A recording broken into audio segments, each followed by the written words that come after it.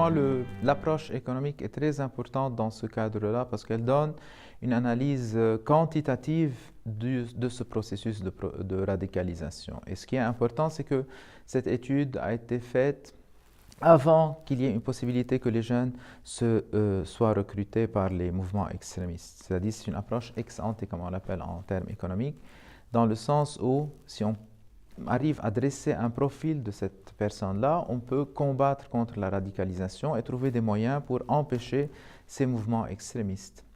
Bon, à mon avis, il faut combattre le mal, entre guillemets, par les mêmes moyens qui sont utilisés actuellement. C'est-à-dire qu'il y ait une prise de conscience concertée entre l'État et la société civile pour mettre en place les mécanismes qui peuvent toucher les jeunes là où il y a des problèmes. C'est-à-dire que si les extrémistes sont capables d'utiliser Internet pour recruter des jeunes, pourquoi pas la société civile n'est pas capable de faire la même chose. Maintenant, cela est bon, la prise de conscience est bonne, les campagnes de sensibilisation sont aussi importantes pour combattre la radicalisation, mais elles ne suffisent pas.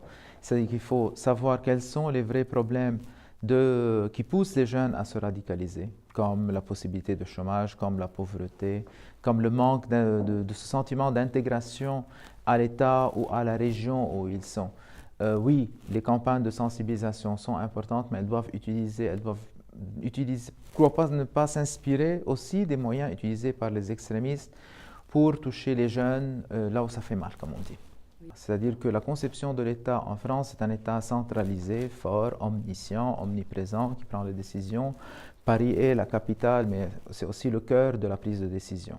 Alors qu'il faudrait peut-être s'inspirer d'expériences un peu plus modestes, un peu plus éclatées, comme dans le modèle belge, comme dans le modèle suisse, ou très modestement dans le modèle libanais. Parce que oui, l'État existe au Liban, mais il n'est pas centralisé, il est éclaté en plusieurs factions qui sont principalement les institutions religieuses. Donc un jeune Libanais s'identifie d'abord par sa confession, puis par sa religion, puis par sa famille, puis par sa région et éventuellement par sa nation. Donc, puisqu'on parlait justement comment utiliser ces moyens de communication, on peut toucher le jeune beaucoup plus facilement parce que l'étendue des personnes qui sont concernées par cette sensibilisation n'est pas à l'échelle nationale, mais à une échelle beaucoup plus locale. La confession, la région, le quartier, la famille. Merci. Bon? Merci.